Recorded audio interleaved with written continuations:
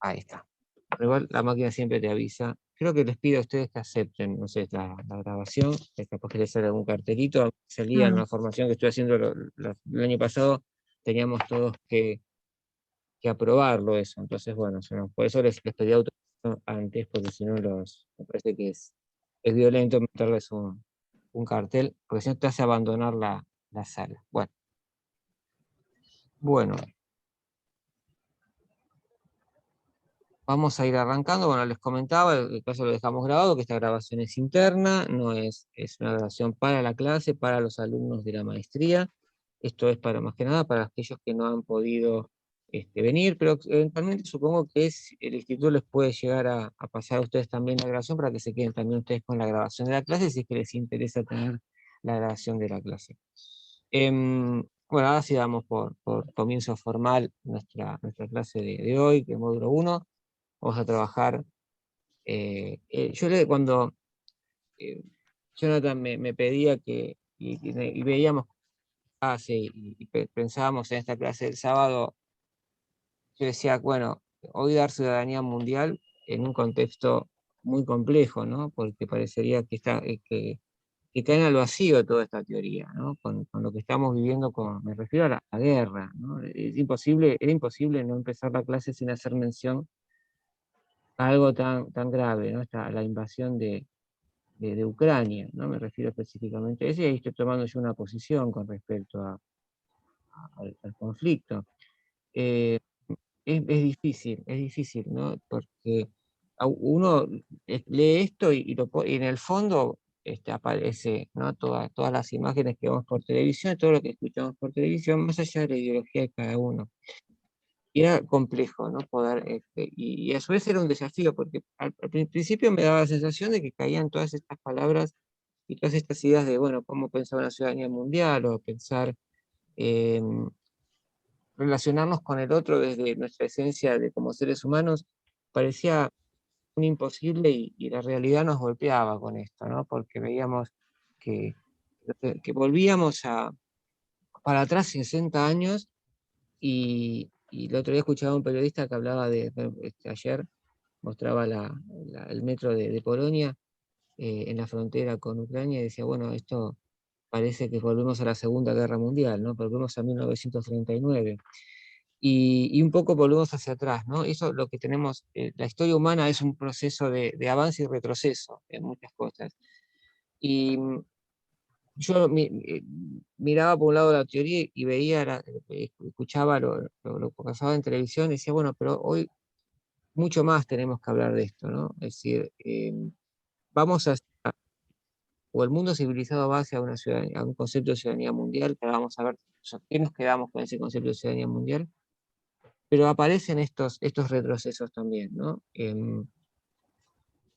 Siempre que se produce un cambio, supongamos que el cambio es, vamos a hacer la ciudadanía mundial, aparecen siempre islas de resistencia a ese cambio, ¿no? Esto lo desarrolla una autora que se llama Reina Eisler, que tiene un libro que se llama El cáliz y la espada, es un libro muy interesante porque habla no solo habla del patriarcado, el surgimiento del patriarcado o la sociedad androcrática, como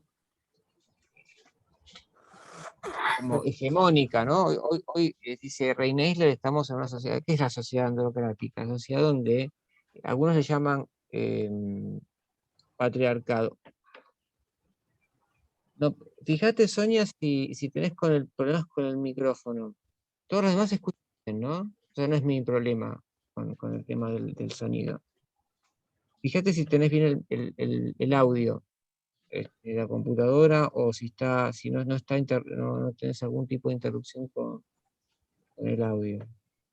Porque ustedes escuchan, los demás escuchan bien, ¿no? ¿Sí? Bien. Entonces no soy yo, por eso no revisaba yo mi micrófono. Bueno, fíjate eso a ver si es la autora es Rein Eisler. Reine, creo que se escribe Eisler. El cáliz y la espada. Después se los paso el libro, El cáliz y la espada. Es un libro interesante porque ese libro, El cáliz y la espada, de Rein Eisler, uno lo puede leer en paralelo con un libro de negocios que después vamos a ver de uno de los negociadores. El módulo 2 vamos a ver los diferentes estilos de negociación, ¿no? Vamos a empezar con el modelo Harvard de negociación. Y hay un autor del modelo Harvard que se llama William Ury, tiene un libro que se llama Alcanzar la Paz, ¿sí? Muy, muy interesante para estos tiempos, Alcanzar la Paz. Alcanzar la Paz lo podemos leer junto en paralelo con el de Rey Neisler, con el cáliz y la espada, porque los dos trabajan y es cómo llegamos a ser una sociedad competitiva y una sociedad patriarcal. Vamos a hablar qué es el patriarcado y me voy a salir del uso ideológico del patriarcado y del uso y cómo se utiliza el patriarcado como herramienta para agredir. Lo vamos a ver desde otro lugar. Pero la sociedad androcrática es eso, ¿no? Esa sociedad es violenta, es una sociedad jerárquica, una sociedad que trata de... el modelo extremo de la sociedad androcrática, lo que estamos viendo en el conflicto, ¿no? O en la invasión, ¿no? Un país que invade a otro e impone su voluntad por encima de la voluntad del otro. Eso es un modelo androcrático, que Rey Neisler va a trabajar cómo surge en la historia, ¿no? Cómo surge en la historia. Pero dice que antes de ese modelo androcrático había un modelo gilánico. Gilánico viene ellos lo arma con jugando un poquito con las raíces griegas, las raíces del griego. Gineo, Guinea tiene que ver con la mujer, con lo femenino. Entonces dice, había formas de, antes, estamos hablando, para que nos situemos en la historia, está hablando de la sociedad minoica, ¿no? La sociedad minoica, antes de la invasión de los pueblos, este, bueno, me olvidé el nombre de los pueblos ahora. La sociedad minoica, más o menos, para que nos demos una idea, la del bronce, más o menos, para tener una idea, una cronología. Era una sociedad tipo giránica, donde no había, digamos, jerarquías, donde no había, había un contacto con la naturaleza mucho más holístico. Es decir, pero dice, a medida que se desarrollaba esa sociedad gilánica, acá después vamos a ir retomando estos temas, aparecían resistencias, y esas resistencias tenían que ver con modelos androcráticos que venían de las tribus de los pastores, que se empezaban a instalar en esa zona y después empiezan a transformar ese mundo, ¿no? Y convertían en un mundo que otros autores llaman el patriarcado. Y cuando hablamos de la forma de encarar los conflictos y de negociar, vamos a ver mucho de esto, ¿no? Cuando nos metamos en el tema de la negociación, que es un poco el tema, lo que ustedes vinieron a estudiar acá, cómo negociar, cómo mediar. Los modelos androcráticos, los modelos muy patriarcales, como puede ser, por ejemplo, un sindicato, ¿no? No negocian, es muy difícil negociar, lo vamos a ir viendo dónde viene, es muy difícil negociar porque la negociación es vista como un signo de debilidad. Entonces, lo que era en una sociedad gilánica una virtud, o puede ser negociar, el diálogo, ¿no? El liderazgo como servicio, no como una imposición.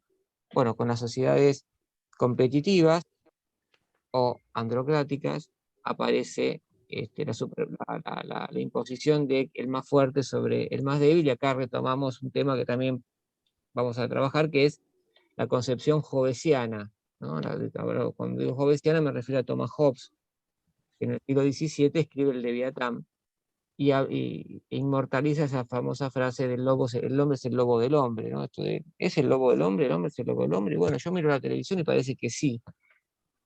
Ahora, el hombre es el lobo del hombre en una sociedad androcrática y competitiva. Yo les decía que Reina Eisler se puede leer en paralelo con William Ury, porque William Ury habla de lo mismo. Él como buen antropólogo, William Ury yo creo que es uno de los mejores negociadores que hay, norteamericano, y escribe el modelo Harvard de negociación. Nosotros vamos a estudiarlo mucho, porque es uno de los autores más importantes que tenemos para estudiar en la maestría, porque es el que, digamos, funda con Fisher lo que es el modelo de negociación, el modelo de mediación que se utiliza, lo que más se utiliza en Argentina, que es el método Harvard. Y después lo vamos a ver, lo vamos a criticar, lo vamos a estudiar. William Ury, como antropólogo, escribe este libro que es el que más me gustó a mí de todos los libros de Ury, porque empieza a explicar cómo surge esta sociedad competitiva, que es la sociedad competitiva que después va a negociar, ¿no? Cuando yo tengo que negociar con un sindicato, tengo que negociar con una empresa que es una empresa muy tradicional, donde el empresario piensa que si negocia pierde, esto surge de la sociedad competitiva. La sociedad competitiva para William Ury arranca en el Neolítico. Es diferente a la periodización que hace con Neisler o que puede hacer con otros autores como... ahora vamos a ver porque me fue el nombre. Geda Lerner, no me acordaba el nombre, Geda Lerner. Como Geda Lerner, ¿no? Es decir, él dice que en el Neolítico, cuando el ser humano empieza a tener que producir alimentos y a domesticar animales, empieza a competir por la tierra. Ya aparece un recurso y con ese recurso tenemos que empezar a competir. Porque si yo le doy, negocio la tierra y le doy la mitad, al otro me quedo con la mitad de tierra. Entonces la forma de organización social, la forma de organización económica hacía que los seres humanos tuviéramos que empezar a pensar en competir y construir una figura del otro como si fuera un enemigo, ¿no? El xenos, como decían los griegos, el extranjero, el otro. Y ahí aparece otro tema que vamos a empezar a trabajar hoy, que es el tema de cómo concebimos al otro. ¿Por qué todo este desarrollo, así yo lo quiero hacer rápido para no quedarme en detalles que aburran, porque el concepto de ciudadanía mundial que está trabajando el texto, ¿qué me quedo con el concepto de ciudadanía mundial? El hecho de cómo percibo yo al otro, ¿no? Entonces, esa sociedad competitiva que surgía en el Neolítico, o que Geda Lerner quizás sitúa un poquito más hacia el futuro en la Edad del Bronce, o que Rein Eisler dice, bueno, esto es después de la sociedad minoica, cuando aparecen otros grupos que crean otra forma de organización social, pero en un momento hay una realidad que se instala un modelo de sociedad que es competitiva, ¿no? Y que es violenta, ¿no? Que ve al otro como una amenaza. Y yo me quedaría con eso. Yo creo que lo que nos sirve para poder plantear esto, después vamos a ver cómo impacta esto en la negociación. Yo voy a armar una negociación. Hay la construcción del otro como un enemigo, porque el otro compite con mis recursos, ¿no? Yo no me puedo quedar con la mitad de la tierra. Este recurso no lo puedo compartir. Y Uri habla de eso, ¿no? Específicamente, y marca la diferencia, ¿no? Entre lo que era la sociedad humana antes del Neolítico, en el Paleolítico, y bueno, no vamos a hacer todas las diferenciaciones de los antropólogos del Paleolítico superior, eso dejémoslo de lado, y la revolución neolítica, que es una de las grandes revoluciones, ¿no? Ahí podemos decir, ahí, digamos, tres o cuatro: la revolución neolítica, la revolución industrial, y ahí podemos decir la primera, la segunda y la tercera revolución industrial, y ahora quizá la revolución de las comunicaciones y del conocimiento, ¿no? Son las grandes revoluciones humanas. Y ahora vamos a ver qué pasa, como estamos yendo para atrás, pero bueno. Y la cuestión es que marcan un cambio de lo que era la sociedad neolítica, donde lo que primaba era la colaboración, ¿no? A ver cómo están. Aguárdenme que alguien me escribió. Ah, sí, animales a dioses también, ¿no? Me dice acá Leandro, pero se los leo, por igual ustedes lo tienen, que menciona que también la etapa agropecuaria como una instancia de delimitación territorial y la idea de defensa del territorio da lugar a la amenaza y mayor grado de certeza a futuro por acumulación. Y es verdad, bueno, ese libro yo lo tengo, después se los paso también, Animales a Dioses, es verdad. Fíjense cómo los autores en cierta forma coinciden con esto, ¿no? De cómo se va conformando esta matriz. ¿Por qué es importante esto? ¿Por qué me estoy yendo, vamos a decir, al 10.000 antes del presente?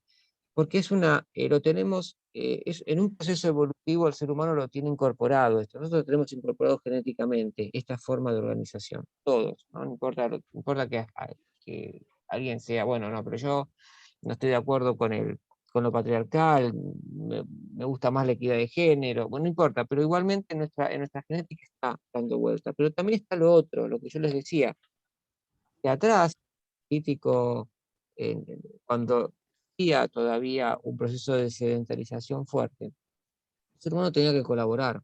Entonces, tenemos incorporado un modelo de colaboración. Esto lo van a ver en el libro de William Ury, que él lo prueba con detalles, cómo el ser humano, antes de la domesticación de los animales y antes de la producción de alimentos, tenía que tenía un modelo de sociedad que lo llevaba a tener que colaborar con el otro, porque yo tenía que negociar.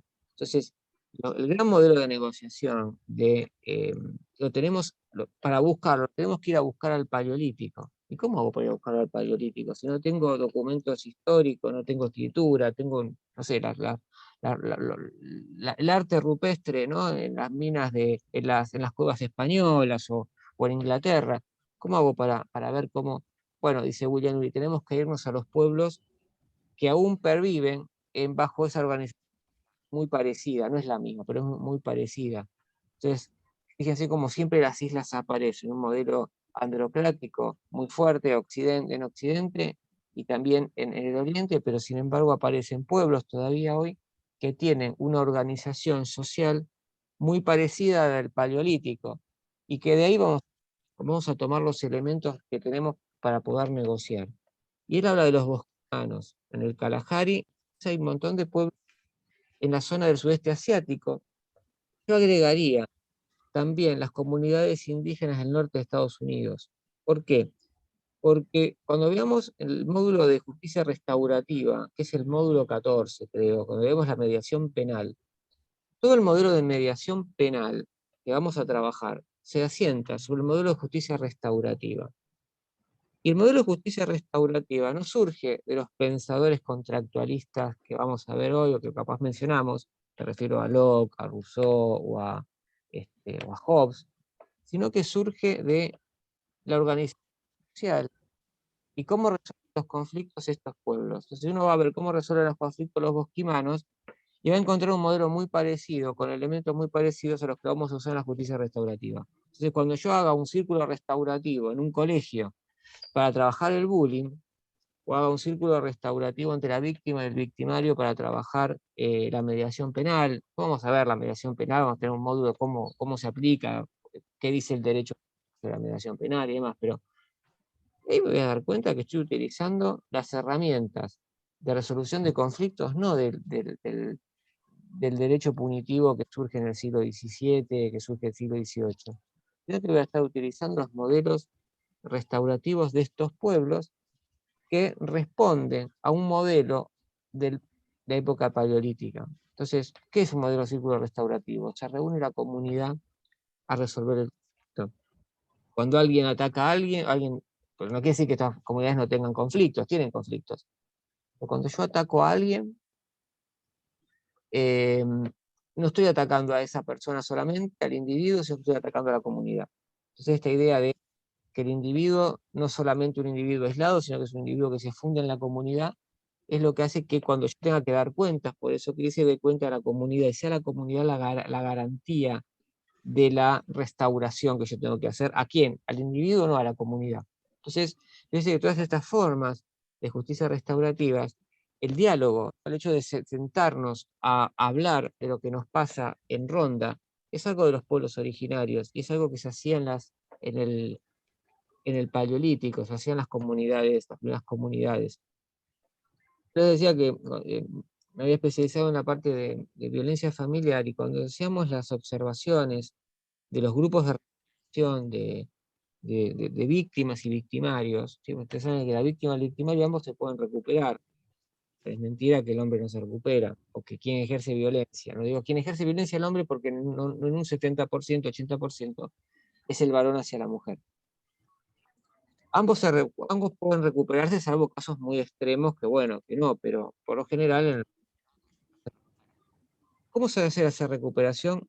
Reproduciendo estos modelos de las primeras sociedades, ¿no? Si nos reunimos en ronda y trabajamos en grupo, por supuesto que aplicamos un montón de otras técnicas, de la Gestalt, de la neurociencia, algunas quizás hasta del mismo psicoanálisis y demás, como para trabajar, pero la estructura, lo que reproduce a nivel antropológico, a nivel evolutivo, es la necesidad de sentarnos en ronda, porque eso reproduce la asamblea de las primeras organizaciones. Uno dice, bueno, está bien, está buena la clase de historia antigua, pero ¿en qué me aporta a mí para lo que yo voy a hacer? Bueno, es decir, que las herramientas que vamos a utilizar son de ahí. Cuando estudiemos círculos restaurativos, eh, vamos a ver que esos ciclos alternativos surgen de esa organización social. Esto es muy importante, porque esto va a ser la base de la argumentación sobre por qué es posible una ciudadanía mundial, en un contexto donde vemos que parece ser que la realidad nos dice que no, y es apuntar, y esto también es importante para la mediación, es apuntar al ser humano, al concepto y a la definición que tenemos del ser humano. Y acá abrimos otro problema. Por favor, interrumpan, si quieren comentar algo, comenten. Yo hablo, yo a veces arranco hablando y tengo este defecto que por ahí hablo y no paro, pero siéntanse en libertad de discrepar también. O sea, esto es lo que dicen los autores y es lo que dice la evidencia arqueológica. Y iba esto, ¿no? ¿Qué modelo, qué idea nosotros tenemos de lo que es el ser humano? Con todo lo que pasa, ¿no? Con todo lo que vemos, porque no es solamente la guerra, ¿no? Uno le pone Infobae, nos gusta ver Infobae, leo de ahí generalmente, o miro un poquito de televisión, pero uno parecería que si tuviera que construir una idea del ser humano desde lo que ve, que es obviamente una parte de la realidad, uno podría decir, bueno, me parece que Thomas Hobbes tenía razón, ¿no? Somos impresentables los seres humanos.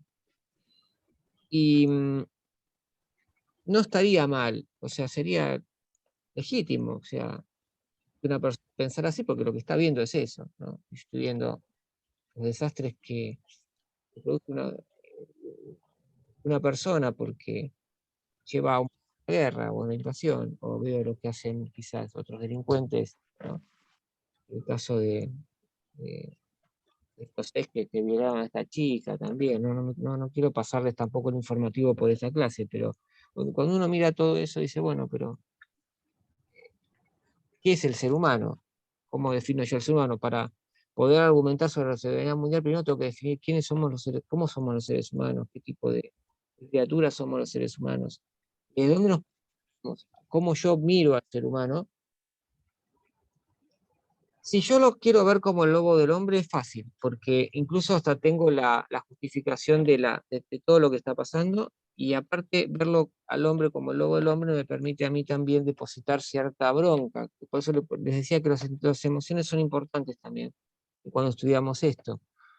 Si, obviamente, todo lo que pasa es muy difícil que no nos despierten emociones, ¿no? Encontradas, ¿no? Uno se conmueve, se enoja, se entristece, le agarra miedo. O sea, cuando dijeron que casi más vuela una central atómica, bueno, agarremos, ¿no? Porque a todos nos da miedo eso. Y a veces se ve al hombre como luego el hombre nos ayuda, es fácil depositar la ira ahí, ¿no? Entonces es más difícil ver la otra mirada, ¿no? Y cuando uno va al relevamiento arqueológico y ve cómo vivíamos los seres humanos originalmente, es decir, lo que nos acerca más a lo que es nuestra esencia, sin estar estructurados o atravesados por una sociedad androcrática, violenta, patriarcal, como les quieran llamar, veíamos que el ser humano era un ser muy diferente al que decía Thomas Hobbes en el Leviatán, cuando decía que el ser humano era el lobo del hombre. Bueno, acá no parecía, porque si el ser humano hubiera sido el lobo del hombre, en el Paleolítico no hubiéramos estado acá hoy dando la clase, hubiéramos desaparecido hace muchos siglos atrás, ¿no? Entonces, pero esto no es un querer como puede ser quizás el anhelo rusoniano del buen salvaje, sino que en realidad es algo que nos prueba la evidencia arqueológica. Y ahí, en el libro de Uri, van a encontrar cómo él lee también la evidencia arqueológica, ¿no? Cómo se leía antes y cómo, porque muchas veces ese mismo dato arqueológico, algunos lo tomaban para decir, bueno, había guerras en el Paleolítico, acá hay un hueso roto, quiere decir que a esta persona le dieron un palo en la cabeza, entonces la mataron. Entonces vino otro antropólogo y dice, no, este hueso está roto porque como se superpusieron las capas de tierra por la acumulación, en realidad se rompió después, no es que le rompieron. Entonces, la misma evidencia que antes servía para justificar la guerra al origen del sufrimiento de la humanidad, hoy dice, no, en realidad no había guerra al sufrimiento del origen de la humanidad. Las sociedades necesitaban colaborar. Había altercado, pues somos seres humanos. altercados siempre, pero no había estas guerras de un grupo que quiere destruir al otro. ¿Y dónde lo vemos esto? En la evidencia arqueológica, cuando vemos, por ejemplo, que había personas en el Paleolítico que, después yo si quieren les mando algunos artículos, yo tengo algunos artículos que me dio Graciela Ferreira, que es un especialista en violencia, que este enfoque lo usamos en violencia familiar. ¿Qué había? Habían encontrado personas que habían vivido muchos años en esa época. Es imposible que una persona llegue a esta edad político si no era cuidado por el grupo. Es imposible. Entonces se daban cuenta que estas personas tendrían que haber vivido mucho tiempo sin dentadura, porque llegó un momento que, bueno, obviamente no había dentistas en esa época, no había dentadura postiza ni nada. ¿Y cómo comían? ¿Cómo se alimentaban? Bueno, alguien tendría que haberles masticado o procesado la comida o tendría que haber alimentado. Entonces hay mucha evidencia de eso. Y hoy se está releyendo, de hecho, Alcanzar la Paz trabaja con eso, ¿no? Empieza a pensar desde ahí. Entonces dice, bueno, entonces toma toda esa información y ahí van a ver que cómo él la aplica a diferentes casos de negociación, cómo negocia con un sindicato. Hay muchos casos de negociación internacional. Es muy interesante el libro porque está lleno de ejemplos de cómo negocia él eh, casos de guerra, ¿no? De conflictos internacionales, de conflictos entre sindicatos, hasta de temas de familia, ¿no? Cómo desde a partir de esa mirada de humano, entonces no es el lobo del hombre el ser humano. El ser humano se convierte, se transforma en el lobo del hombre, y esto también lo vamos a trabajar. ¿Por qué el ser humano se transforma en el lobo del hombre? Y cómo un ser humano llega a este, destruir al otro, ¿no? Esto es, digamos, el gran desafío de la ciudadanía mundial, es poder interpelarse y tratar de explicar cómo se produce eso. Porque originalmente no somos seres impuros y malos por naturaleza, ¿no? La religión muchas veces trató de convencerse de que el ser humano era malo por naturaleza, nacía con una, ¿no? En la tradición judío-cristiana está muy, muy arraigado, también está arraigado lo otro, pero hay una corriente que empezaba a mirar al ser humano como alguien impuro, impuro por naturaleza, que ya venía, ¿no? Impuro por naturaleza y que tenía que purificarse. Y un poco la idea es desandar esto lo tenemos incorporado culturalmente. Aparece en el cine, aparece en nuestra mirada sobre el ser humano, o sea, por más que no seamos religiosos, lo tenemos incorporado culturalmente porque estamos socializados bajo una matriz occidental, judeo-cristiana, latina nosotros, porque venimos de toda una cultura latina, y también muy racionalista y patriarcal. ¿Sí? Más allá de que uno después resista, se replantee cosas, pero eso lo tenemos incorporado. Durante 10.000 años lo fuimos incorporando y fueron adosando un montón de otras cosas más. Esta idea de sentir que el ser humano le pasan cosas malas porque es malo, ¿no? Y no le pasan cosas malas porque es malo. Esto es muy, muy arraigado en la religión también. Así como tenemos 10.000 años cuando digo incorporado genéticamente, hablo de la genética también. Hablo en realidad de que ustedes saben que los traumas sociales se transmiten genéticamente, ¿no? La Shoah, o el caso de la Shoah, o sea, se ha investigado que dientes de las víctimas de la Shoah, ¿no? Ustedes saben, la Shoah es el holocausto judío de la Segunda Guerra. Hay víctimas, hay descendientes que no estuvieron en la Shoah y no tuvieron quizás contacto, porque no puede decir, bueno, me genera trauma porque estuve conviviendo todo el tiempo con alguien que fue víctima, entonces me transmitió. No. Y tenían, digamos, síntomas de, de, de, de trauma con relación con la Shoah y no habían vivido la Shoah. ¿Por qué? Porque se transmitía genéticamente eso. Hay una transmisión genética. Se está estudiando, esto no voy a profundizar porque no conozco mucho en profundidad, pero eh, había algunos estudios que estaban trabajando esto, ¿no? De cómo esto genéticamente se iba transmitiendo. Ahora, así como tenemos 10.000 años de transmisión genética de todo esto, también tenemos mucho más de transmisión genética del otro. Si uno tuviera que ponerlo en porcentajes, uno podría decir, bueno, el 1% de la historia de la humanidad son estos 10.000 años, que modelando el patriarcal. Si ustedes tenemos tiempo y quieren, podemos hacer un detalle de lo que es cómo surge el patriarcado, pero si no, no. Todos estos 10.000 años los tenemos. Ahora tenemos el 99% de la historia de la humanidad transitó antes, ¿no? O sea, muchísimos miles de años, muchos más miles de años antes de que estos 10.000 años. Entonces, también tenemos incorporado como esencia del ser humano estos modelos de colaboración. ¿De dónde lo vemos? Bueno, es fácil. Uno, por ejemplo, a todos nos ha pasado que vamos caminando por la calle, alguien se tropieza y ¿qué hace la gente? Automáticamente trata de ayudarlo, ¿no? Se te tropieza alguien, lo primero que haces es tratar de sostenerlo. Eso es una reacción, un impulso que tiene que ver con nuestra propia naturaleza. Hay un montón de signos que podemos ver. Fíjense el otro día, todo lo que para los incendios de Corrientes, ¿no?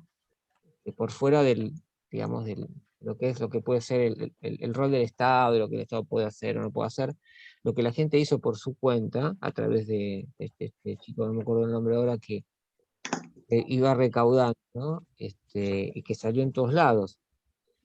O sea, el ser humano tiene esa solidaridad también, eso hay que destacarlo también. Bueno, lo que está pasando con el tema de la ayuda para la guerra y demás, y el posicionamiento de muchas personas que esta empatía, una palabra importante para este curso es la empatía natural que el ser humano tiene. Entonces, quizás la propuesta de esta clase es poder ir pensando al ser humano desde ese lugar. Juan, Sí, Juan, ¿te puedo hacer un comentario nada más? sí, lo que vos quieras. Bueno, yo soy Leandro Gómez. Es un comentario nada más que por ahí me queda en base a lo que estás diciendo y también a lo que he estado leyendo. A veces me cuesta, o sea, no es que me cueste analizar, o sea, pero es casi inevitable cuando lees la historia, nos remontamos tan atrás y terminamos viendo, ¿no? O sea, cuánto del hombre hay en cada instancia y de su circunstancia, ¿no? Porque a veces cuando analizamos las distintas instancias históricas de que éramos recolectores y cazadores, después la parte agrícola y después, bueno, las tribus, los reinos, la familia y todo lo que nos hacía esta idea también de colaboración que mencionás. Sí, O sea, es como que vos lo vas viendo y decimos, bueno, cuánto es de su circunstancia y cuánto podemos ir justificando de lo que el hombre hizo antes, ¿sí?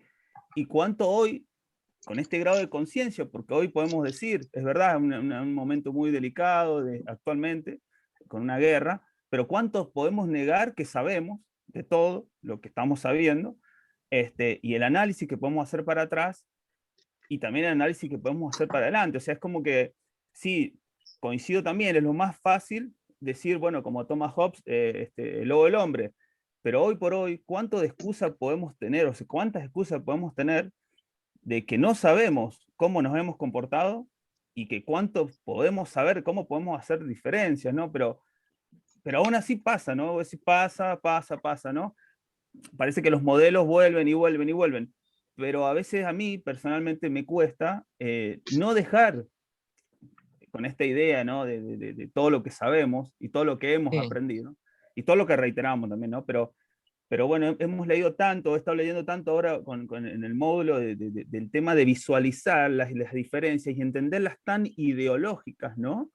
Y no naturales, no propias de nuestra especie, que también me sobreviene un optimismo de decir, quizás es hoy, o sea, quizás es ahora, decir, sentar buenas bases, ¿no? Esta idea del módulo, a mí no digo que no haya sido optimista antes, pero quizás soy un poquito, justo cuando estaba ganando en optimismo, bueno, pasó lo de la guerra, pero sí, digo, claro. lo que te quiero decir es que por ahí yo ya no, ya como humanidad no tenemos tantas excusas. O sea, sabemos mucho, sabemos lo que es el racismo, sabemos lo que es lo que es la violencia intrafamiliar, sabemos lo que es la violencia contra la mujer, sabemos y podemos estudiar y seguramente tú nos vas a ayudar vos está bueno conocer ciertas específicas sociedades y ámbitos, ¿no? Pero digo, me queda esa sensación, o sea, digo, creo que sabemos mucho como para ahora, la próxima circunstancia no sea justificarnos, sino sea asumir otra postura, ¿no? Sí, vos lo que vos decís es muy importante también, porque tiene que ver con hacernos cargo, ¿no? Hacerse cargo. Eso también es un valor, actitud ética también, hacerse cargo también, ¿no? Una vez que vos sabés todo esto, ya no podés ir hacia atrás, no podés volver atrás porque si no, esto yo no lo sabía, ¿no? Esto que vos comentás es, digamos, uno de los pilares también del tratamiento en la violencia, ¿no? Cuando un victimario o alguien que ejerce violencia se da cuenta, se hace cargo y se da cuenta. Son dos palabretas muy importantes, hacerse cargo y darse cuenta. Primero, como decís, bueno, nos damos cuenta, esto es así, y sé y me doy cuenta de lo que me pasa y tomo control de lo que me pasa. Y ahí me hago cargo de lo que me pasa y va a la acción, el hacerse cargo va a la acción, ¿qué voy a hacer con eso, no? Son dos palabras que también uno podría anotarse para tener presente siempre, darse cuenta y hacerse cargo. Esto es algo que también va a ser nuestro objetivo en una negociación, ¿no? Que las partes se den cuenta y se hagan cargo. Si las partes de la negociación se dan cuenta y se hacen cargo, ya la negociación está como ya eh, ¿no? Resuelta de forma porque ya hay la buena voluntad. Es muy interesante esto que comentás, y sí, no hay vuelta atrás, ¿no? Uno ya, muchas cosas que ya sabe, ya no puedes decir, no, esto no, no puedes no verlo, eso se te va a hacer, los que nos gusta la psicología de la Gestalt, decimos, se nos hace figura esto, se nos presenta, ¿no? Se nos O, destaca, o ¿no? está sobre la mesa todo, digamos, o sea, querés no verlo, no lo veas, pero está sobre la mesa. Está sobre la mesa, pero vos vas a ver que vos decís, bueno, no lo voy a ver, decís, bueno, no, esto no lo quiero, ¿por qué pasa esto, no? Si cuando esto le pasa mucho a las personas que tienen una ideología muy fuerte y cuando la realidad les tira la ideología, porque y yo no lo quiero ver, no lo quiero ver, no lo puedo ver, pero se te presenta igual, es como si las películas se presentan el fantasma, ¿no? Se te presenta igual, se te hace figura igual y ¿qué haces? El tema es, se nos hace figura, se nos presenta, se ilumina, ¿qué hago con eso? Porque ahí me voy a tener que hacer cargo de eso porque ahí está, ¿no? Lo que vos dice Leandro es esto, ¿no? Eh, una vez que ya eh, que uno es como el ciego que empieza a ver, ya está, ya no puede decir que es ciego, ¿no? A ver, la figura quizás hasta los que hacemos teología hasta bíblica, ¿no? El ciego que ve, ahora ver qué significa ver, se le abrieron los ojos, ¿no? Dice el Génesis, y bueno, una vez que te abrieron los ojos, ya no podés volver atrás. Un poco es un despertar, ¿no? A estos temas.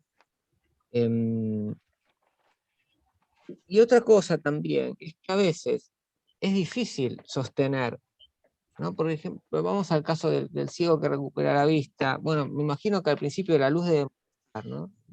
Esto es como un poco una reminiscencia. No sé si han estudiado a Platón, el mito de la caverna de Platón es esto, ¿no? Quien contempla la luz, no lo vamos a dar el mito acá porque si me voy muy por las ramas, pero quien contempla la luz, al principio lo primero que hace la luz, más allá de que sí, que podés ver no ven, que ves las cosas quizás más claramente, pero al principio no ves nada.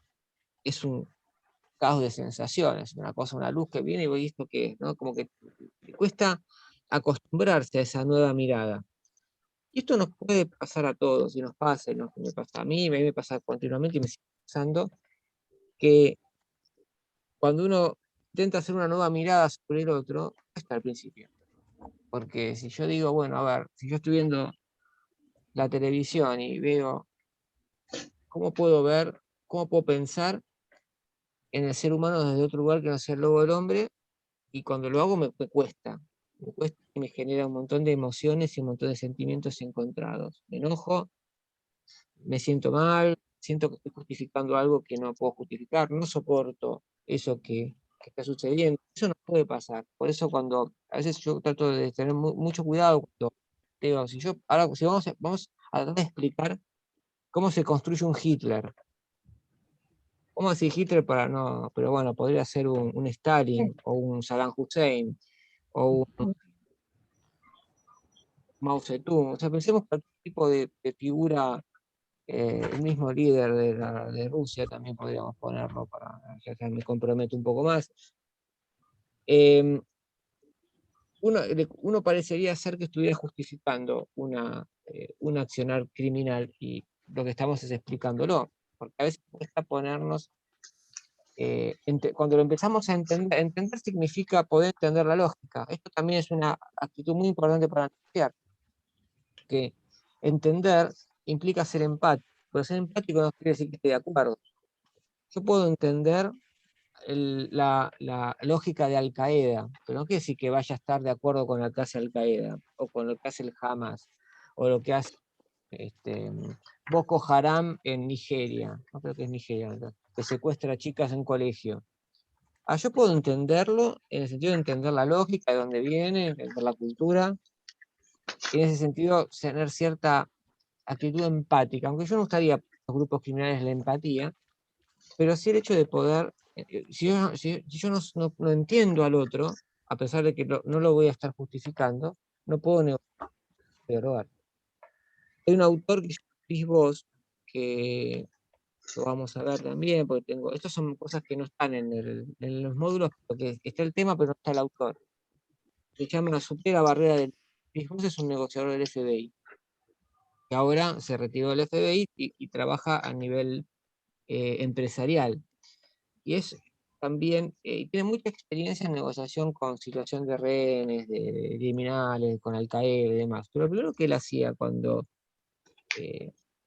digamos, se encontraba con un criminal de estas características, que pensemos en una situación donde alguien tiene secuestrado a ciudadanos norteamericanos, los está por matar, y el tipo se empieza a justificarle, porque los tiene, así como escuchamos un montón de justificaciones, de la misma justificación que yo escucho en cuando dice por qué está invadiendo un país y bombardea una escuela, es es la misma estructura de justificación que el negociador, cuando está negociando con Zavalla, que es un terrorista, que era un terrorista, que escribía que dominaba una filial del sudeste asiático de Al Qaeda, es la misma estructura de justificación. Y la actitud es la misma. El negociador, ¿qué hace? Bueno, entiende esa justificación. La entiende, ¿qué quiero decir? Trato de entender la lógica, no quiere decir que esté de acuerdo. Quizás hasta es descontextualizada y es disparatada. No estoy de acuerdo, pero tengo que tratar de entenderla, de dónde viene, porque es la única forma de que yo pueda negociar con esa persona. El hecho de, dice Chris Voss, de poder entender y aceptar, hace que yo me pueda acercar a esa persona y pueda negociar, y la persona me deje entrar. Esto es para poder entrar a dialogar en una situación de crisis. Yo no quiero que negocie, y que, bueno, eso después lo vamos a mirar.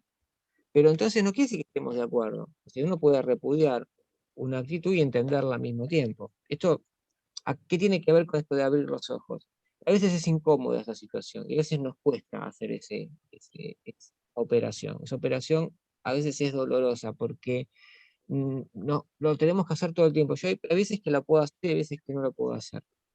Cuando la situación me interpela demasiado emocionalmente, no puedo hacer eso, no puedo tener esa empatía táctica. O sea, y esto sucede en violencia. Yo tengo un femicida y tengo que trabajar en su recuperación. Bueno, a veces la historia, el tema, la situación me supera, y esa luz para poder ver a esa persona desde otro lugar, como alguien que tiene recuperación, verlo desde lo restaurativo, no lo puedo hacer. Digo, no, esto no lo puedo hacer, porque a mí me supera. Y eso puede ser que nos pase, que la situación nos supere. Ahora, si yo logro entender por qué esa persona llega a cometer un crimen tan, digamos, injusto, brutal, ¿no? No quiere decir que yo esté de acuerdo, es más, yo trabajo para que eso no suceda más. Entonces, eso hay que aclararlo, porque cuando expliquemos por qué surge un asesino serial, por qué surge una figura como Hitler en Alemania de la década del 30, y lo expliquemos, no estamos justificando. Pobre, mira, con todo lo que le pasó, o analicemos la vida de bueno, San Hussein no voy a hablar hoy, pero si uno busca un video de la vida de San Hussein y ve todo lo que el tipo atravesó, entonces tiene motivos para asesinar y... No, no, no. Eso me explica de dónde viene esa violencia, pero no quiere decir que lo estoy justificando, es más, estamos totalmente en contra, totalmente repudiable, y el ser humano es un ser responsable también. Entonces, así como es bueno por naturaleza, toda esta cuestión, también es responsable de lo que hace, también sabe que también tiene lo que se llama la empatía negativa, que yo sé que al otro esto lo va a hacer sufrir, entonces sí lo hago, pero ¿por qué necesito hacer sufrir al otro cuando yo sé que eso lo va a hacer sufrir? Bueno, ¿de dónde viene todo eso? Porque no es que viene de la esencia impura del ser humano por naturaleza, no es una persona, no, no, esto de que el ser humano tiene pulsiones de muerte, entonces la guerra, eso no, va en contra de la vida. Viene, ahora si quieren lo podemos ver, viene de otro lado. Pero siempre aclaro esto, porque a veces es incómodo verlo. A mí me resultaba incómodo al principio poder entender cómo un dictador surge de un contexto de maltrato, más allá de que hay una sociedad también que se acomoda, ¿no? Pero la única forma de entenderlo, y cómo se escuda la ideología, y por qué es tan fuerte la ideología, por qué una persona mantiene una ideología, porque si no entendemos eso, tampoco podemos construir una ciudadanía mundial. O sea, digamos, quizás temas que no estaban trabajados en el material, pero que teníamos que pensar, o que tenemos que pensar. Ahora vamos a ir un poco a eso, pero aclaro esto para que no, porque si no parece justificando la violencia y todo este atropello. Y que también cuesta verlo así. Mis alumnos, yo les doy ética en un instituto aduanero, y cuando a mis alumnos les enseño esto se enojan. Y está bien que te enojes porque cuesta verlo desde acá. Es más, a veces puede ser que lo podamos ver desde ahí, a veces puede ser que no lo podamos ver desde ahí. Quería mostrarles un video chiquito. Tengo un par de videos interesantes. Quiero ver si voy a hacer una prueba hoy. Vamos a hacer hoy prueba piloto, a ver si nunca pasé videos por Zoom. Sé que se puede hacer, pero voy a intentar pasar un video y vamos a ver si se escucha bien. Estoy estudiando, mi amor. Si vemos que no se escucha o no se puede ver, lo dejamos y yo se los paso después les paso el link para que lo puedan ver en YouTube. Pero vamos a ver si lo podemos ver, a ver ahora. Voy a hacer la prueba de compartir. Acá.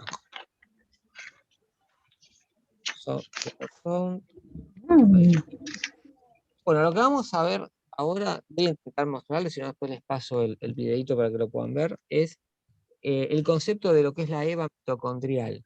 Yo creo que este concepto de lo que es la EVA, no lo voy a explicar yo porque lo explica el video, pero es la base para poder entender no el racismo, sino todo lo que es contra el racismo, ¿no? Es decir, lo primero que tenemos el primer enemigo que tenemos para la ciudadanía mundial, si bien no hay un orden, podría decir es el racismo, es esta idea de que somos diferentes en nuestra esencia, ¿no? Como que hay seres superiores que otros.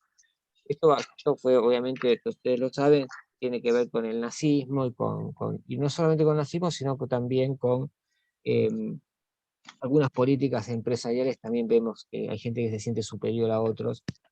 Y en realidad lo que va a explicar esta investigación, que llega a un punto de origen del ser humano, que venimos todos del mismo lugar, y todos tenemos las mismas características. Somos diferentes cada uno, por supuesto, pero lo que es nuestra esencia humana, tenemos las mismas características.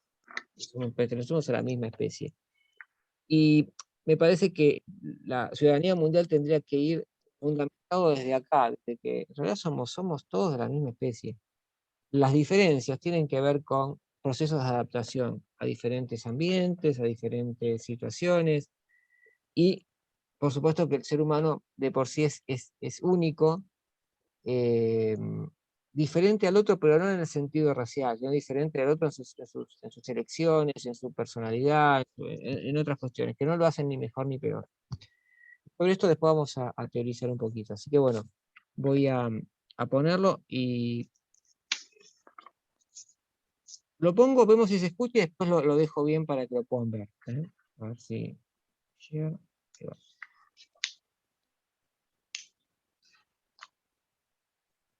No lo puedo.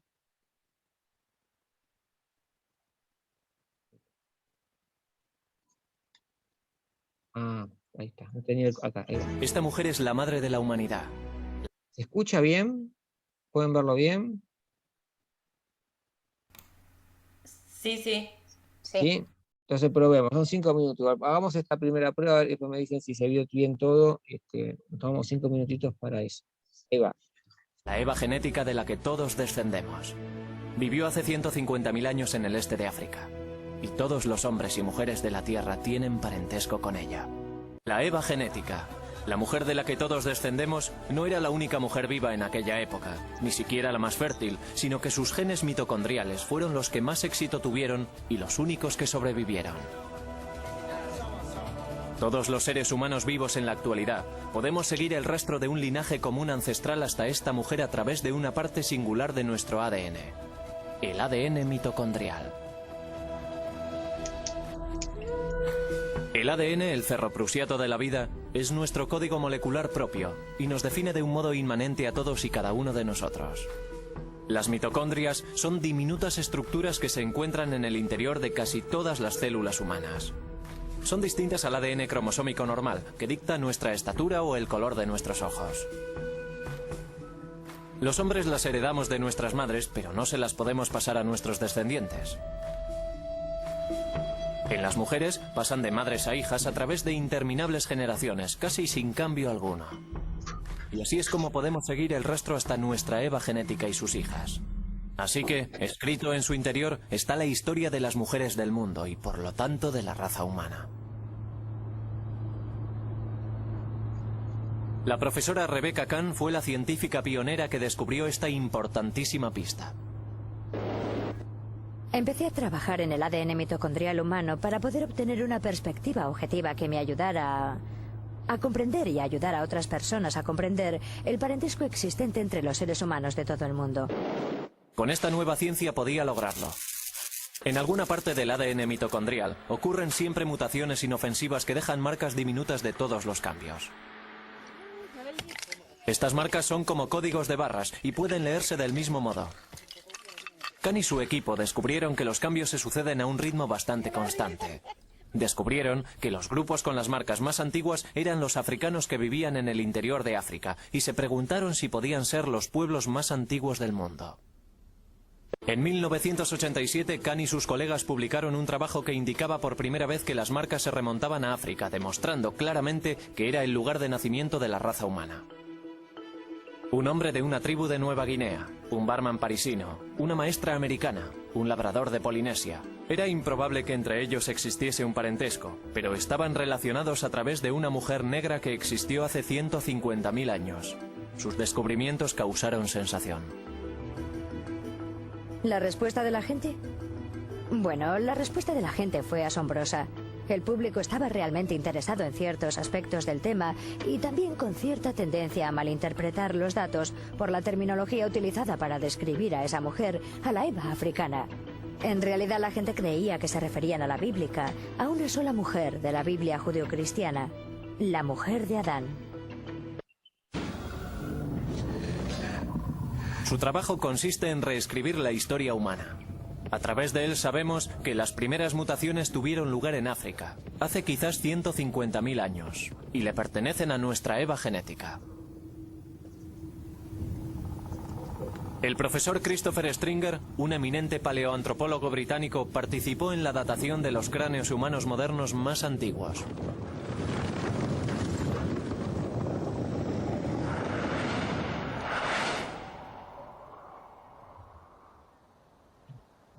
Este cráneo es lo máximo que nos podemos aproximar al aspecto de la cara de la Eva mitocondrial. Es un cráneo muy completo, encontrado en los sedimentos de una cueva que tiene una datación de 120.000 años de antigüedad. Y aquí podemos ver que es de un humano moderno. El cráneo tiene una bóveda alta y redondeada, y la cara está por debajo de la bóveda craneal. Y este es el aspecto que tenía. Utilizando técnicas forenses de reconstrucción, se le añadió músculo y carne al cráneo para que nos proporcionase el primer vistazo al aspecto que posiblemente tuviera nuestra madre genética hace 150.000 años. Esto es lo que más nos podemos acercar. Pero ¿de dónde procedía esta Eva mitocondrial? ¿Quiénes eran sus antepasados? Hace 3,5 millones de años surgió un primer linaje de homínidos que lentamente evolucionó hasta llegar a nosotros, los humanos modernos. Pero genéticamente no podemos retroceder más que hasta Eva. Todos los linajes genéticos ancestrales se extinguieron. Nuestro árbol genealógico moderno comienza con ella.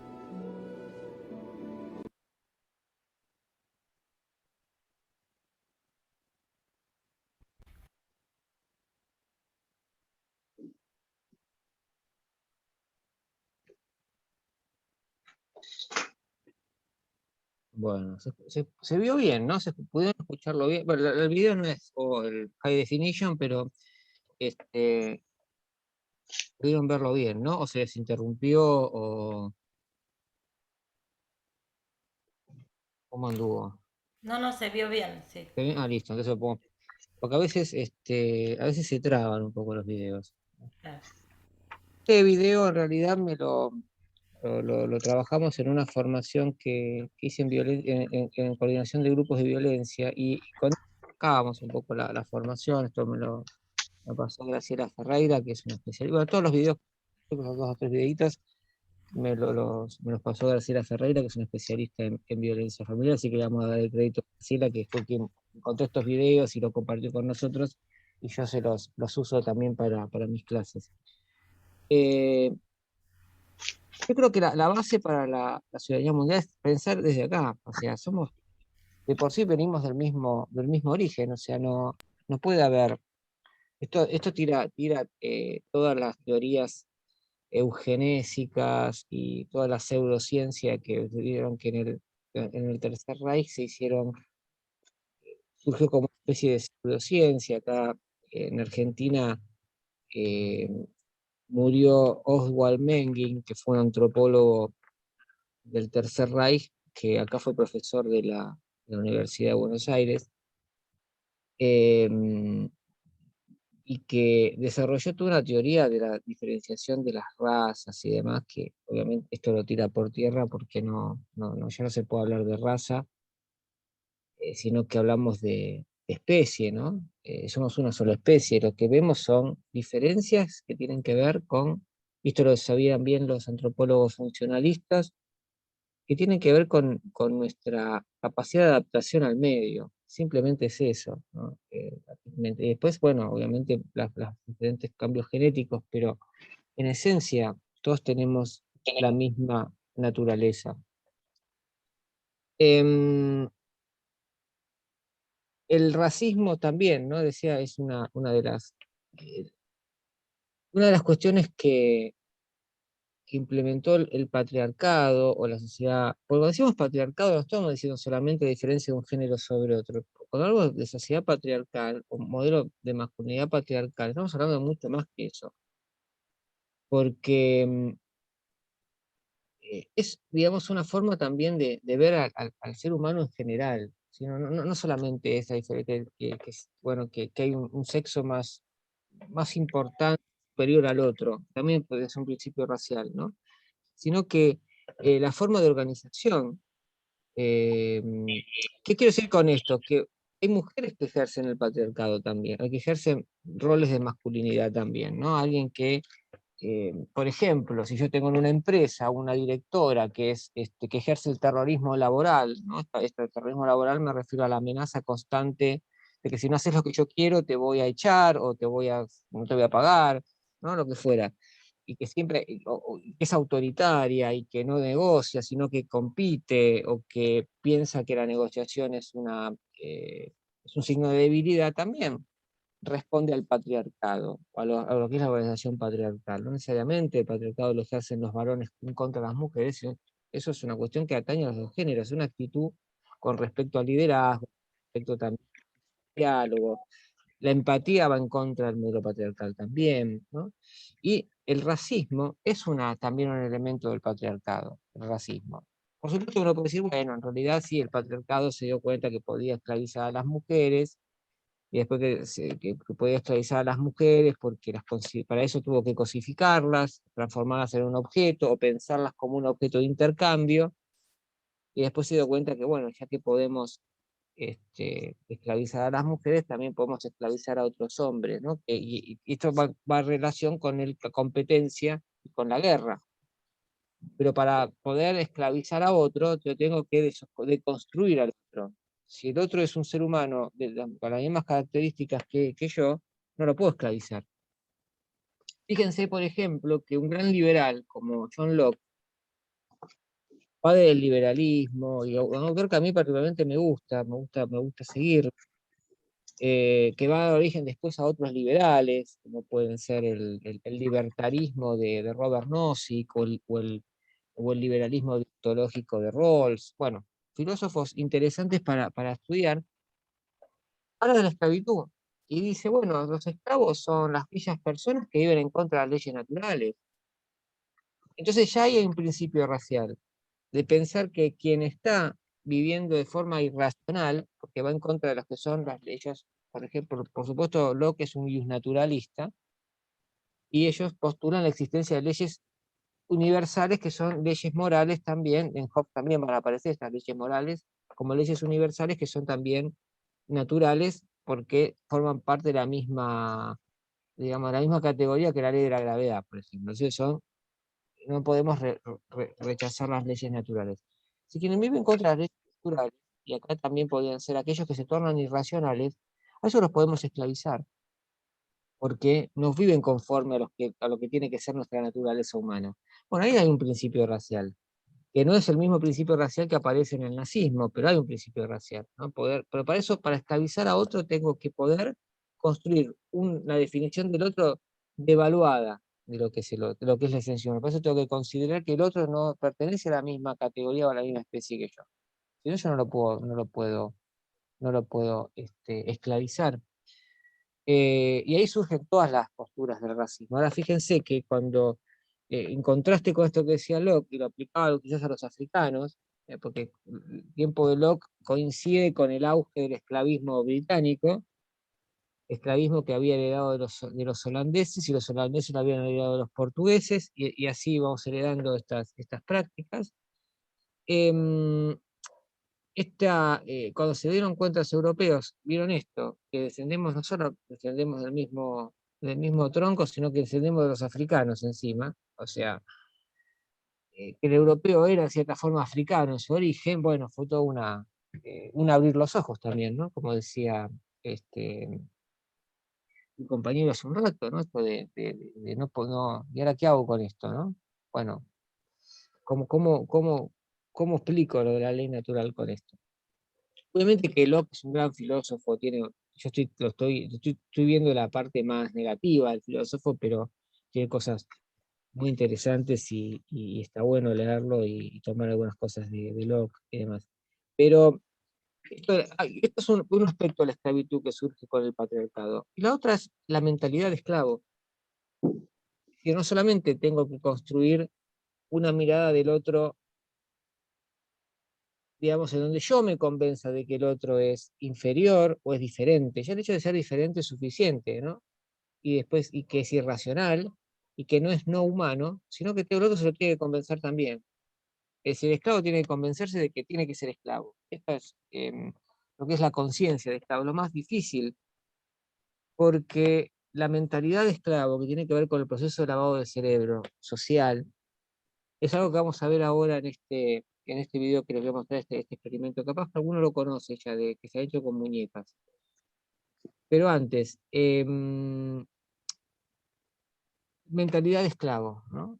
Conciencia de que, bueno, a mí me toca ser esclavo. Hay todo un andamiaje religioso y ideológico para esto, ¿no? Ahora, lo que les quería decir, una nota al pie, es que esto mismo nosotros vemos quizás de un pueblo sobre otro, o de un estado sobre otro.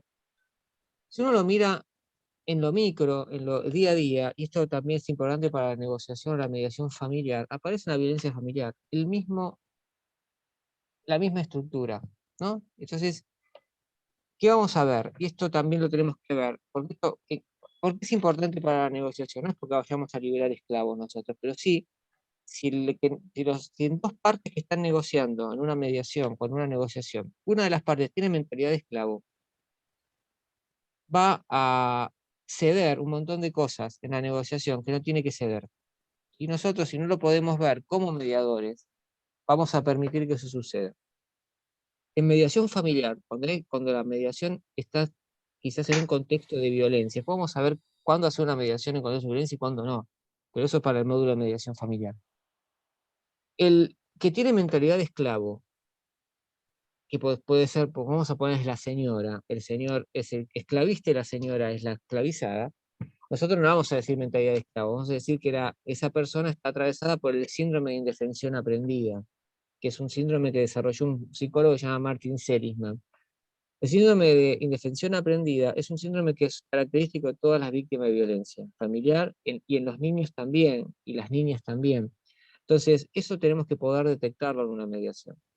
Ahora, la persona está cediendo más de lo que tiene que ceder porque tiene miedo, porque se siente que no le pertenece, que no puede hacerlo.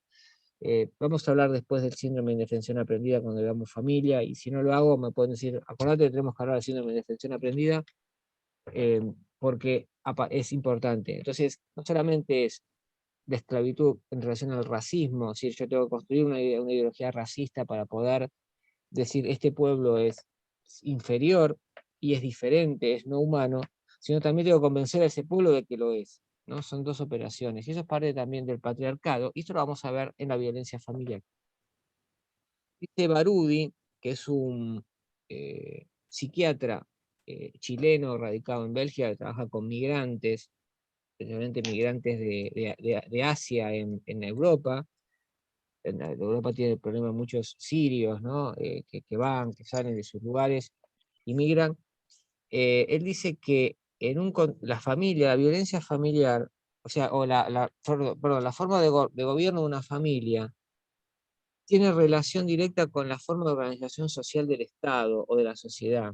Yo estoy en una dictadura o estoy en una sociedad autoritaria, voy a tener familias autoritarias. No es mecánico, ¿eh?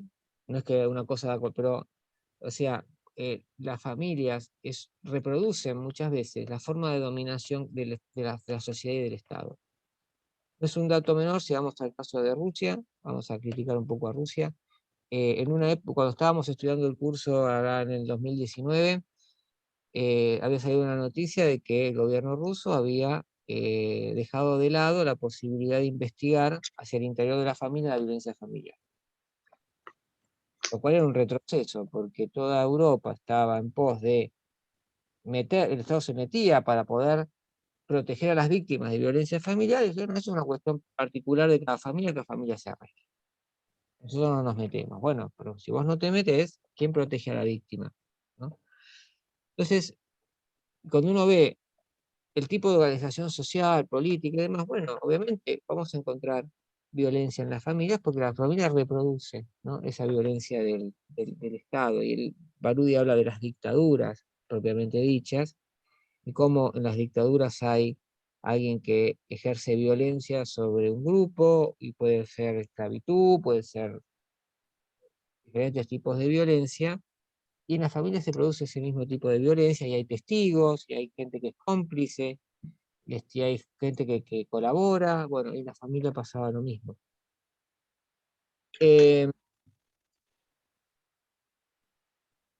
Estoy leyendo un poquito. Síndrome de indefensión aprendida, ¿sí? Martin Seligman, ¿sí? Síndrome de indefensión aprendida.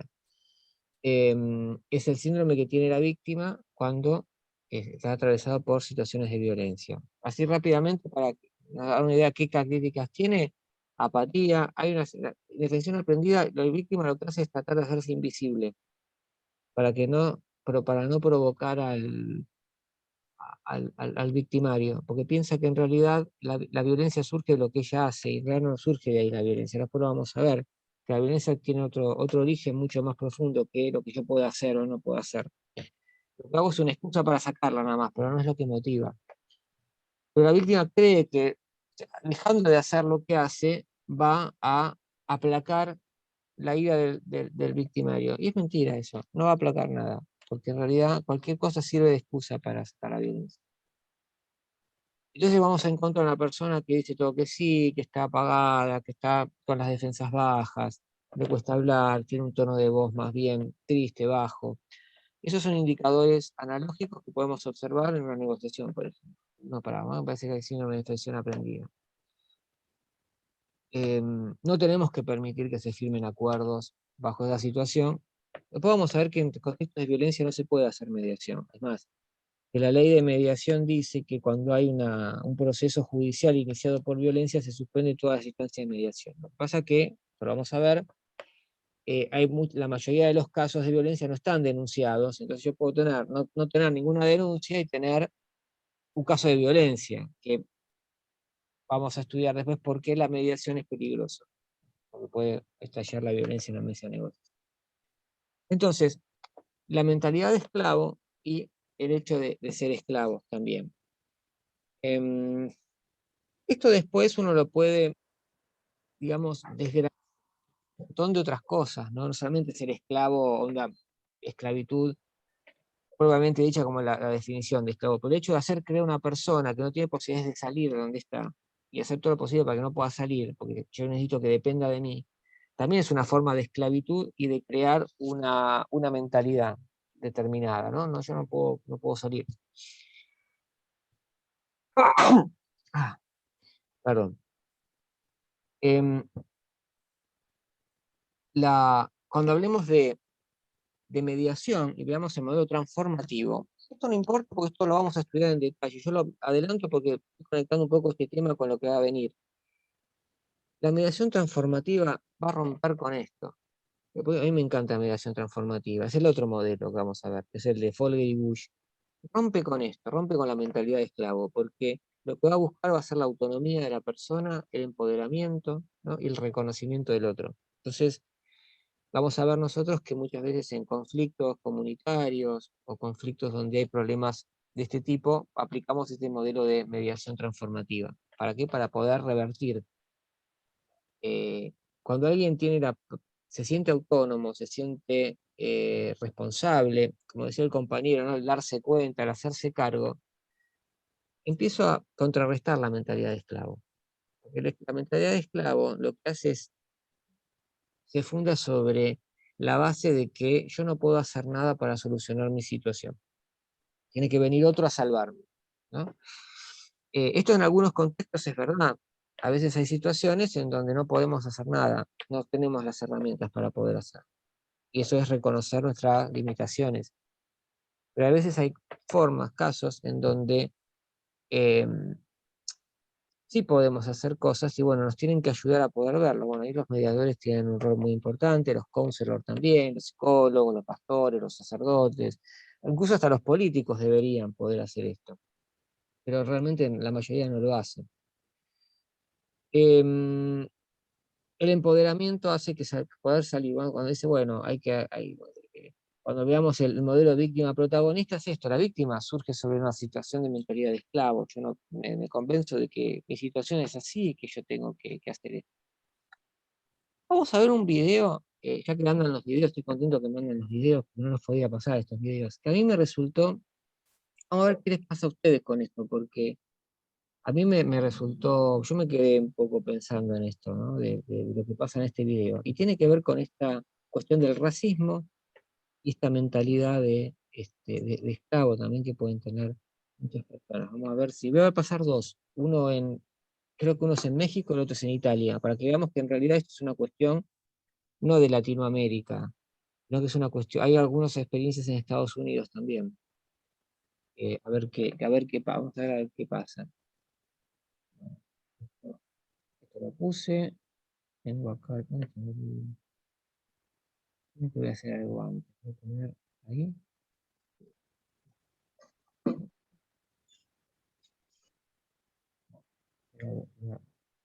No me tomo el video.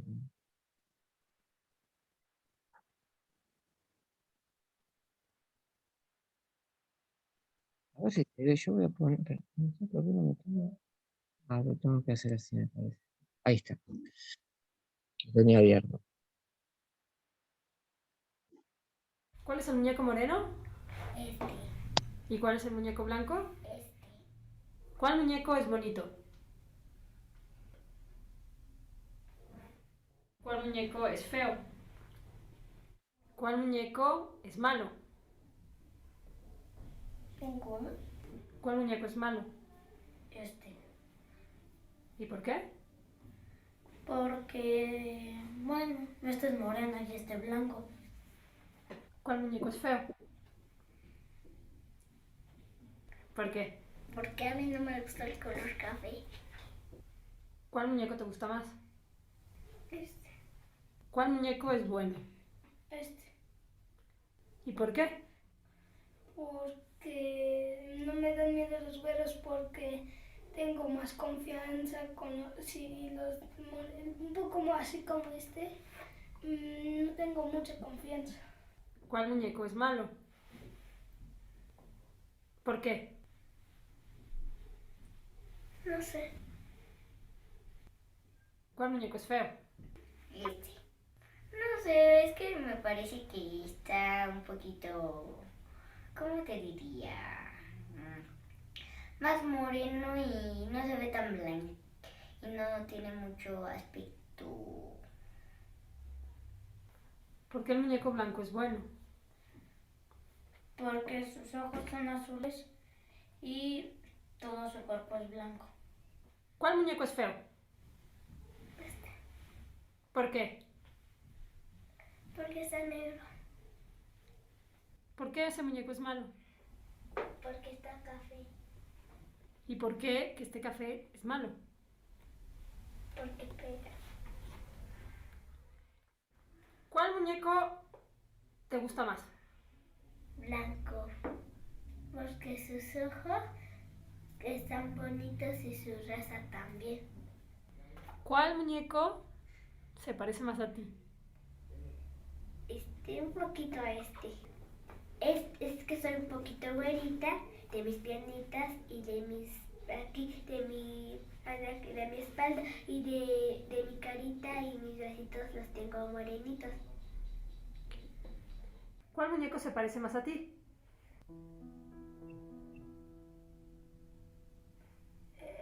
Este. ¿En qué?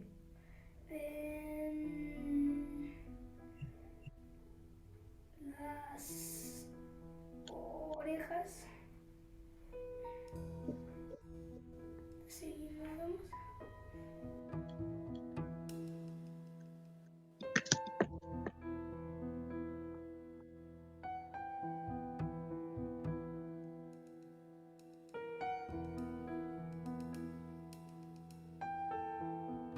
Hola, Sonia, ¿cómo andas, chinita? Che, Sonia, ¿me sacaste tu turno final para la señora?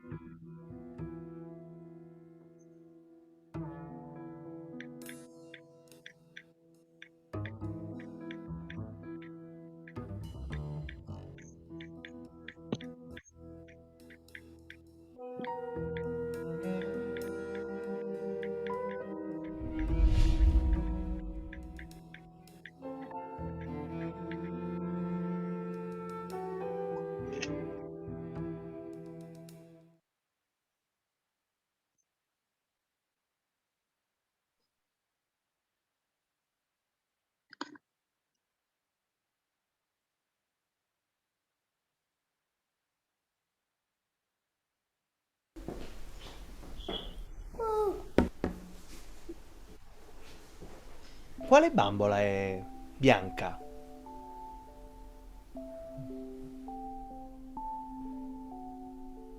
Quale bambola è nera? Quale delle due è bella? Questa. Qual è quella bella? Qual è quella brutta? E qual è quella buona? Quale è cattiva?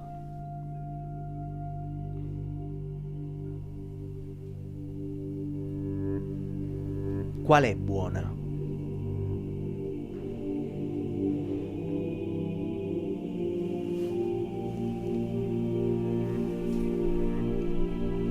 Lei,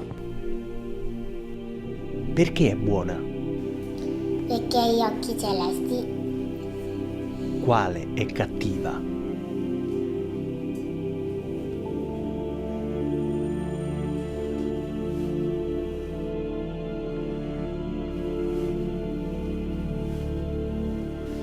Perché è cattiva? Perché è tutto nero. E qual è la bambola che ti somiglia di più?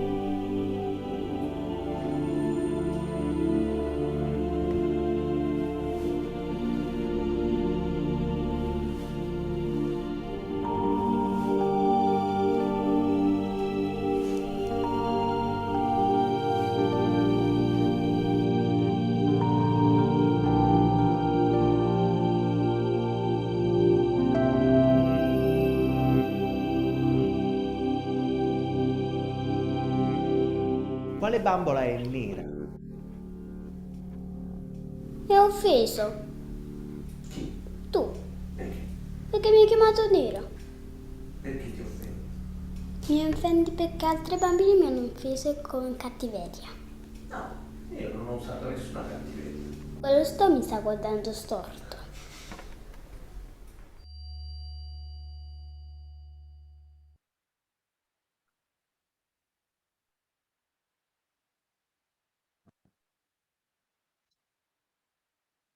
Bueno.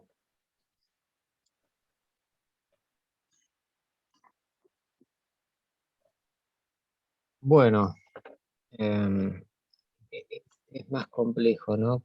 Que lo que uno piensa, quizás, todo esto. ¿Pudieron verlo bien? ¿Alguien tuvo algún problema para verlo?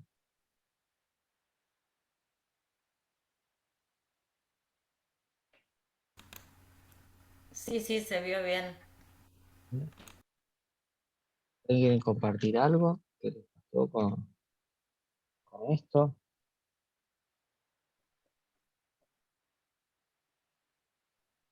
Hola, Hola. hola, ¿qué tal? Yo soy Paula de Salta. La verdad que es tremendo ver cómo ellos mismos, la autoestima desde tan chiquititos ya se la van bajando. Cómo ellos mismos no se pueden ver lo que son y cómo son, o sea, es tremendo.